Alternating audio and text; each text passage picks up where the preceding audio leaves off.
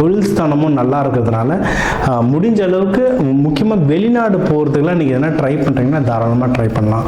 Sir நான் ஒரு 6 மாதம் கழித்து தான் போகலான் இருக்கேன், நான் வந்து ப்ரமோஷன்லாம் ஒரு 6 மாதம் கழித்து தான் தர மாதிரி இருக்காங்க, மார்ச்சில் தான் போடுவாங்க அப்படின்னு நினச்சிங்கன்னா பரவாயில்ல. இப்போ இனிஷியேட் பண்ணி வச்சுருங்க. அதாவது ஒரு மேனேஜருக்கு வந்து நான் இந்த வருஷம் வந்து இந்த சாதனைகள் பண்ணேன் சரிங்களா, அடுத்த வருஷம் ப்ரொமோஷனுக்கு நீங்கள் பேசுவீங்க, அதுக்கு என்னோட பட்டியலை அனுப்புகிறேன் அப்படின்னு சொல்லிட்டு ஒரு டாக்குமெண்டேஷன் பண்ணி அனுப்பிச்சிருங்க. அது ரொம்ப ப்ரொஃபஷ்னலாக இருக்கும். அது ஆஃபீஸ்க்கு. பர்சனலாக என்னென்னா இதுவே ஒரு பரிகாரம்.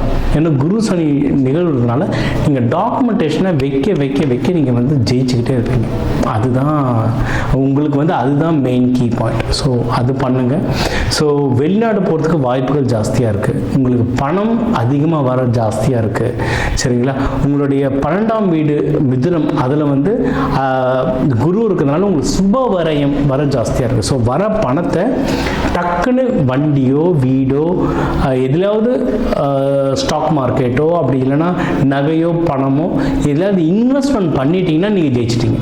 இன்வெஸ்ட்மெண்ட் பண்ணலன்னா 2ஆம் வீட்டில் கேது இருக்கிறதுனால ஏதோ ஒரு இடத்துல சொதப்போம் சரிங்களா.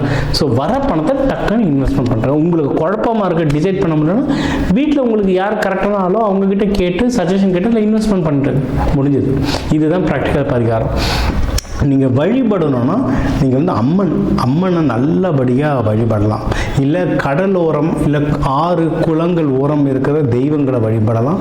உங்களுக்கு அது ரொம்ப ரொம்ப நல்ல பவர் தரும். அப்படி எதுவுமே இல்லை சார், நான் இருக்கிறது ரொம்ப ட்ரையான ஏரியா அப்படின்னா அங்கே போயிட்டு அம்மனுக்கோ இல்லை சிவபெருமானுக்கோ இல்லை நீங்கள் வந்து பெருமாளுக்கோ யார் இருந்தாலும் அபிஷேகம், நீங்கள் அபிஷேகத்துக்கு பாலோ பன்னீரோ வாங்கி தந்தால் சூப்பர்.